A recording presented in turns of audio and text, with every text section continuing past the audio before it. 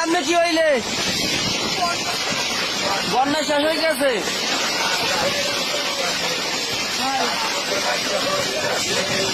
ভাঙ্গে পড়ে গেছে একটা টোটালি হইতে।